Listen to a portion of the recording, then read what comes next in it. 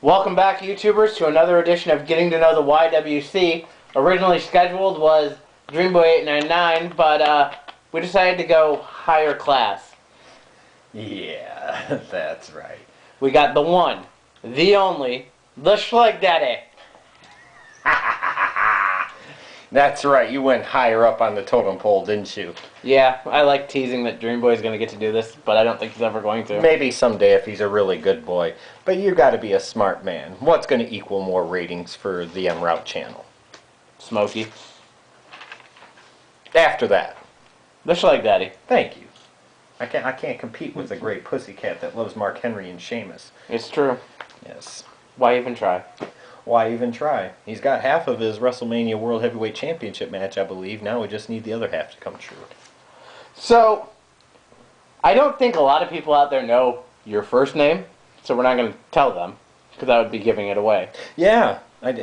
What percentage of our viewers do you think actually know my government name? 30%? Yeah, I'd say over-under's got to be about 30%. That's funny. So how did you become the Schlegdaddy? How did I become the Schlegdaddy, if you will, baby? You know, it was a nickname given to me in high school by two different people. One was a friend named Tony, and the other one was the star of the basketball team named Frank Richards, who ended up going on later to play D1 ball at Kansas State. They both started calling me it. I don't know why. Most everybody, even though my first name is very simple, and my last name most people can't pronounce right or spell, even though it's only 8 letters, a lot of people would still call me that. They'd call me Schlegel, or they'd call me Schlegs, or whatever the case might be. And eventually that evolved into them calling me the Schlegdaddy. Just how it worked out. You know, it's funny, I used to be a very, believe it or not, I know this will come as a huge surprise to everybody out there, but I used to be very introverted and very shy and very meek and not very confident at all. And I think the Schlegdaddy became a way to maybe compensate for those things that I was lacking in until I started getting them as an individual. Like if you compare me to the individual I was 10 or 12 years ago, let's say, there's some big striking differences. Many positive, some negative. But the Schlegdaddy is the man, baby. That's all we got to say about that. What does being the Schlegdaddy entail? It entails 100% epic awesomeness. I wake up in the morning, and as Ricky Bobby said, I piss excellence. I eat nails. I crap lightning. I mean, what more you really want me to say? I don't know, I think the Schlegdaddy, just being the Schlegdaddy means being over the top sometimes. You know, being an attention grabber. Sometimes, unfortunately, a scene stealer where... oh, and that never happens. No, that never happens. Where, you know, people will pay attention to what I have to say, even if they know that they're probably not going to agree with it at first or at all. I think that's part of what the Schlegdaddy is being the one that people tune into to find out what I've got to say. When did you first become a wrestling fan? What's one of your earliest memories? One of my earliest memories, the earliest memory I have of watching wrestling, believe it or not, comes from somebody that we met last year at the Hall of Fame weekend here in Waterloo, and was somebody that I took a picture with. He put the claw on me, did the little short promo video for us, and that was Baron von Raschke. Oh man, it was awesome to meet him in person, especially because way back when I was 4 years old, I can remember seeing him and cutting his little interview, saying, "And that is all you need to know," and doing the claw, and it was just so awesome. And I was like, you couple that with discovering this phenom, this movement called Hulkamania. I was really taking the country and, quite frankly, the world by storm. At that time, it wasn't very hard to become a wrestling fan. No, not at all. And you had the Hogans, the Andre the Giants, the Macho Man Randy Savages, the Ricky the Dragon Steamboats, the Jake the Snake Roberts, Ted DiBiase's. You had another one of my all-time favorites, the Junkyard Dog. With those larger-than-life characters, these great entertainers, the Rowdy Pipers, how could you not be a wrestling fan? The Road Warriors, and it just went on and on and on. I mean, the British Bulldogs, oh, one of my favorite tag teams of all time. I remember when I was little, I had a Hulk Hogan wrestling doll. I you had ever the have Ultimate one? Warrior one, and I was a huge Warrior fan too. Make no mistake about it. When I was about 8 or 9 years old, you could argue that Ultimate Warrior was cooler than Hulk Hogan. He was hot as shit. I mean, he had about a 2-year stretch where he was the hottest guy in that company, make no mistake about it. And I loved everything about the Warrior. He spoke in tongues. He ran out to the ring. His theme music was awesome, fit the character perfectly. He ran out, was stiff with people, kicked ass, and ran out of the ring. What a great character. Have people ever mocked you for being a wrestling fan? Oh, absolutely, all the time. But it's not going to make me be ashamed of being a wrestling fan. I'm proud of who I am. I'm the Schlegdaddy, damn it, and I'm damn proud of it. And I'll never be ashamed of being a wrestling fan. In fact, you know, in like the working world, etc., that's who I am. People know me for being a wrestling fan. Why would I be ashamed of it? I don't shame people for being a movie fan or a TV show fan or a music fan or, let's say, magic fan. All these different forms and mediums that are fake or scripted or not real, comic books, you know, whatever. I don't make fun of them for that. So, and you know what? Being a wrestling fan, so what if people don't agree with it? Well, so what if people think it's stupid or scripted fighting? It's It just doesn't another matter. form of entertainment. It's another form of entertainment that I happen to enjoy very, very much and have for the past 26 plus years. So I'll never be ashamed of it. And my message to anybody out there is never, ever be ashamed of being a wrestling fan. And I promise you this much. If you're proud of who you are, no matter what it is, people will respect that and they won't give you as much of a hard time. So if you're proud of being a wrestling fan and you show it, people are going to respect that and they're not going to make as much fun of you. Take their making fun of you and flip it around back on them. Show them how much fun you're having. Next question. Why the sisters? Why not white girls or Asian girls? Why has it got to be the sisters? I've always been more attracted to black women. Quite frankly, they've been attracted to me. Makes logical sense to me. It's just how it always has been. Not saying that there aren't beautiful, like, Hispanic or Asian women, or even white women for that matter, there are. But in terms of them, like, showing like, real interest to me, it's always been black women that have shown more interest to me, and me more interest to them. It's just how it's worked. Alright, what inspired you to join the YWC, the YouTube wrestling community?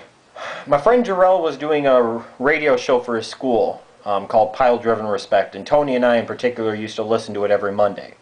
And he was very good. His co-hosts were kind of, but we would sit there and we were like, you know, we could do that. And by God, we could be even better and more entertaining than that show is. So we started brainstorming different ideas of ways we could break in. We were thinking originally of doing a podcast, just doing a radio show. And then that's when you wanted to join us and do this as well. Then I came up with the idea of, well, let's get on YouTube. And let's use that form maybe to branch off of and grow off of. So on December 6, 2010, the journey began. Tony and I were riding in my Exploder on the way to the Green Meanie's house to watch Raw that night. And we decided we were going to do the videos, what we were going to talk about, and also what the name of the show was going to be. I know I've told that story before, but it's still funny. It was all the seat of our pants. But we started off. That's how it flies sometimes. Sometimes it's the best way to go. That's how the catchphrase came up, Yeah, and a lot of our video ideas. a lot of times it does. It just, you spur the moment, impromptu. You wing it. Sometimes winging it is the most fun. But we started, and you know, I'm glad we stuck with it because we sure haven't looked back since.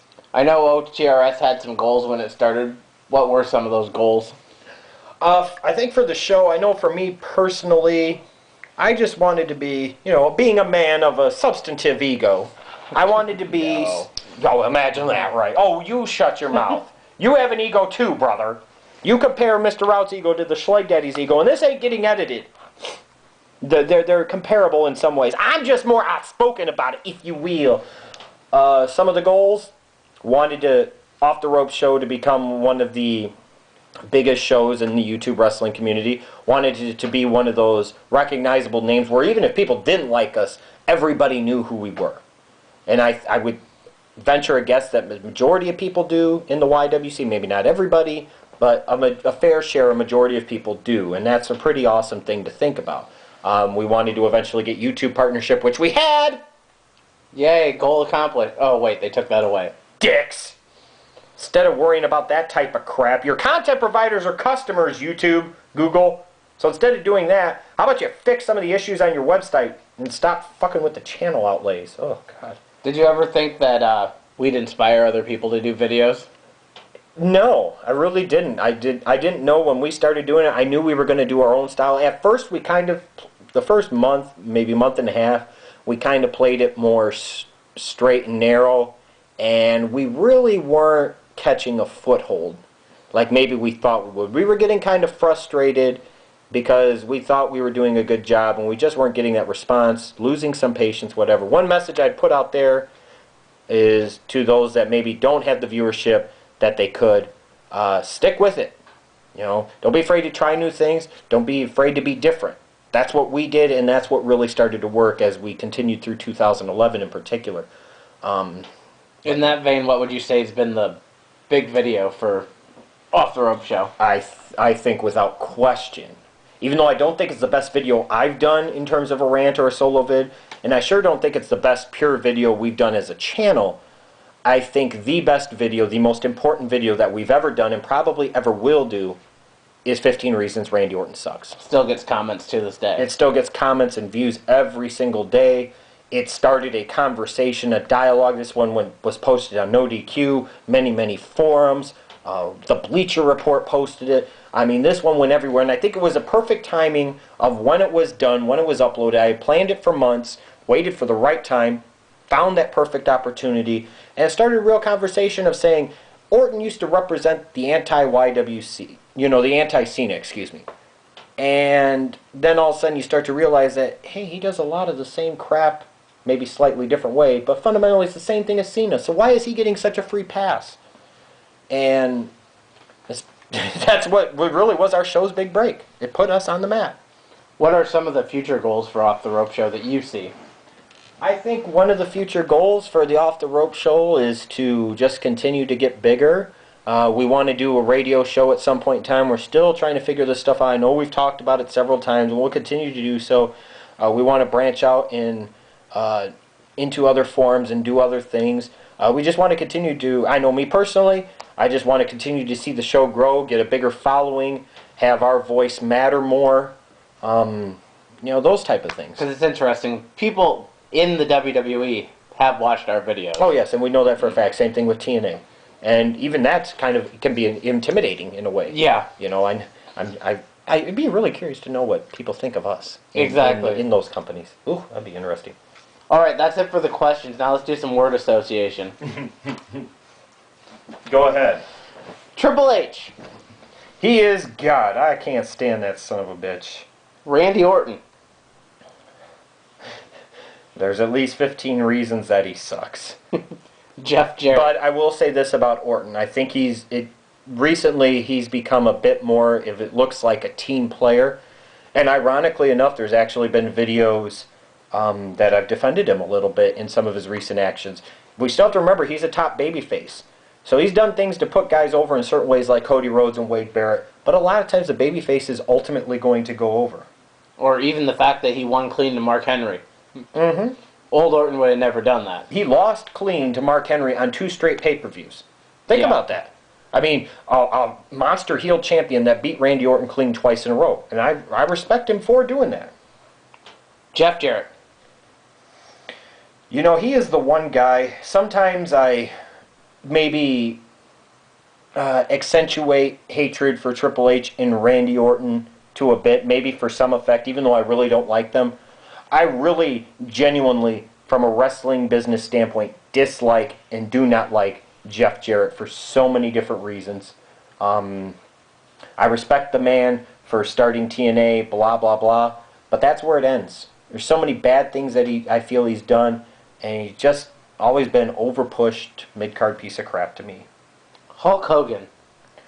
Hulk Hogan is, in terms of a wrestling sense, he is my everything. He's the one that really made me a wrestling fan for life. I know I said Baron Von Raschke was my first memory, yes, but Hogan's the one that to this day, you know, I credit for making me the wrestling fan that I am. He's the one that hooked you.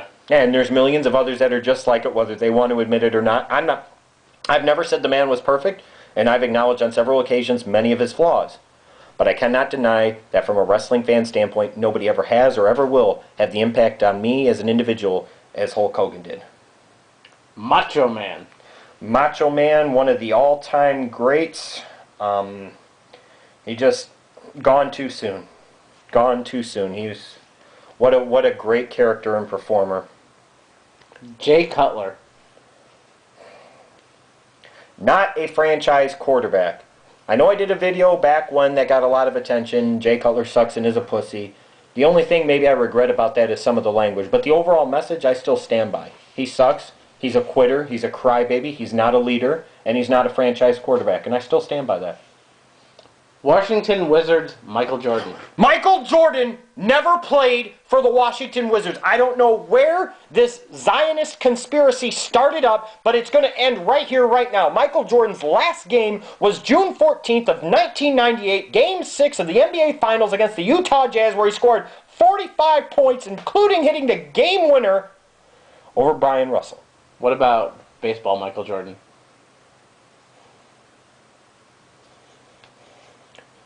It never happened. I have a baseball card of him. Lies.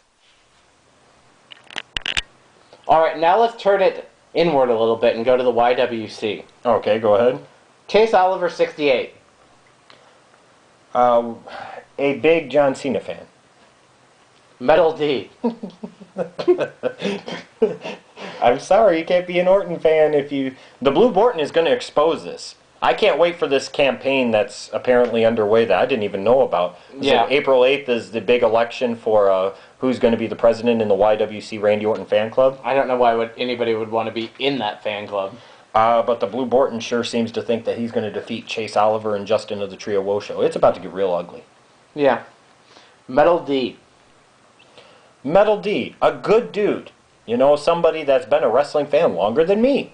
Has a lot of great knowledge about the business, truly loves the business, and a good dude. I know you don't want me to say that because of your Twitter war, but the bottom line is he is a good dude. He looks like a half-size version of The Big Show or a double-size version of Tasteless Tony T. That's true. Mr. Routt. Mr. Routt, I've met because of wrestling. We've been friends for about 4 years now. This show in particular has made Mr. Routt and I even better friends, and it's very cool. Mr. Routt has a love and a passion for doing this show and also for the wrestling business. There. I was nice to you. That won't get edited, I bet. Triple T.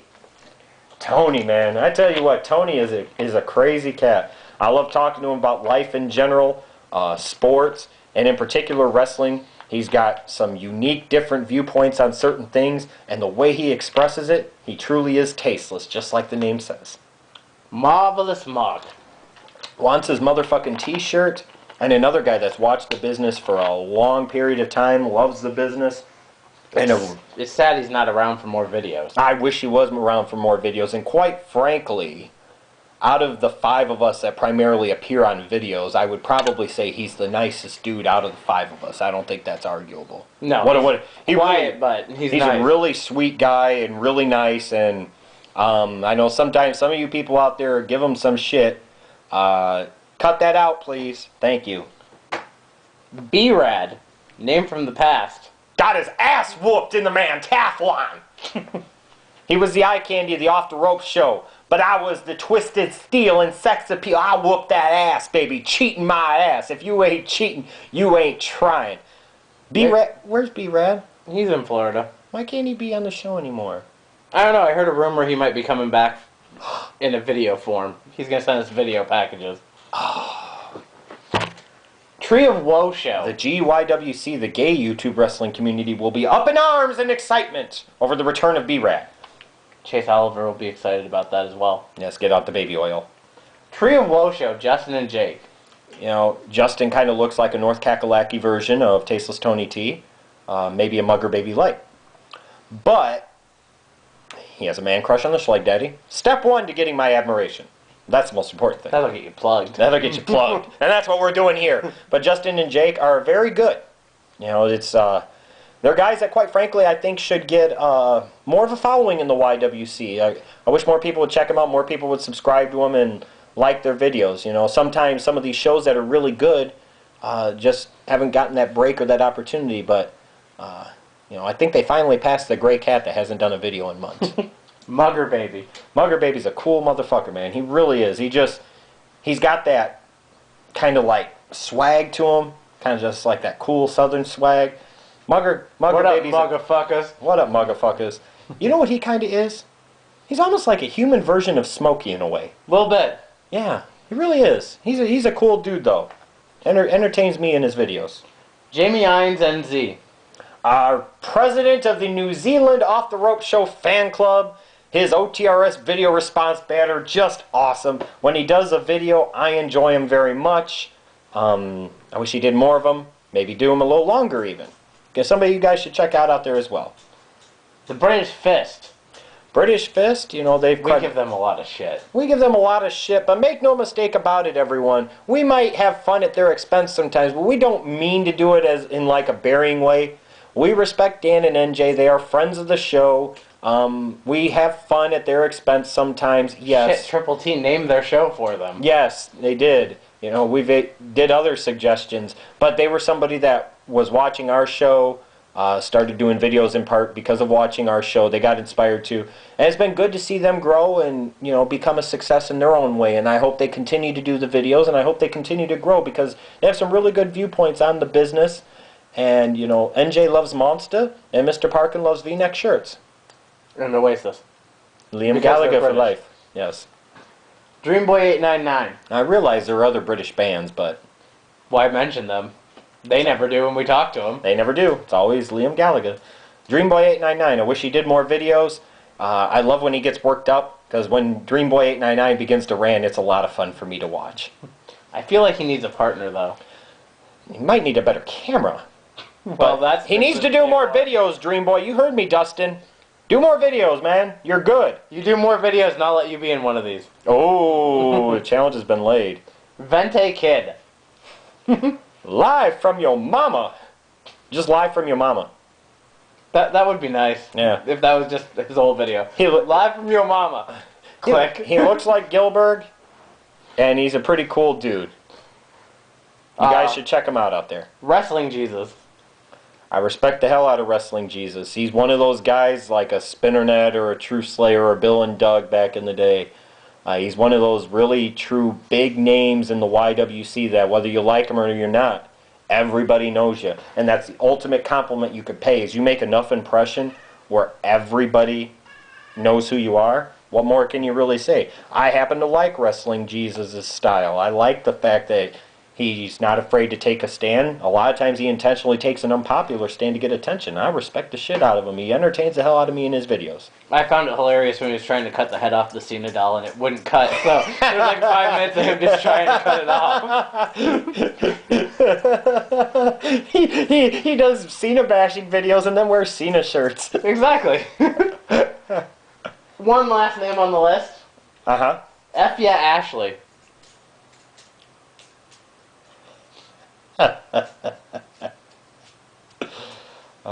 A nice young lady. There's been rumors that she was in one of your SmackDown videos. I can neither confirm nor deny. Oh, so you're going to leave it like that, huh? You can draw your own conclusion from that. So do you think next time that you could get the head of the Off the Rope show, Smokey, to do one of these with me? I think I could. You got to go through the proper channels. I am his agent and representative. If you throw in some cheeseburgers, maybe some tuna, and some Mark Henry Manlove, you know, you might just be able to get Smokey on here for one of these. If you're not following Off the Rope show, which I doubt many of you aren't, you should be. Also follow me on Twitter. All the stuff will be in the information box below. Now notice, it's getting to know the YWC with the Schlegdaddy, but Mr. Routt plugging his own Twitter. That's some bullshit right there, man. I was going to give you a chance now to plug anybody you wanted to plug. Yeah. Let's plug me some me right here, baby. Don't forget to, if you're on Facebook and you're not a friend of the show, shame on you. You should be. Facebook.com/offtheropeshow. We're also on Twitter.com/offtheropeshow. You can email us the questions for our Q&A series that we're going to pick back up and continue to do. Just email us at offtheropeshow@yahoo.com. Also inbox us on YouTube. Well, this has been a lot of fun, sir. Yeah, should we end it with the Off the Rope Show catchphrase? I suppose it's appropriate. Why not? Well, my account's been around like 2009, but that's okay. Anyways, Yes. For the Off the Rope Show, I'm Mr. Routt. And I am the Schlegdaddy. Since 2010, We've been entertaining ourselves. kind of while you listen this time. Yes, indeed. And that's not a botch, Metal D. Good night.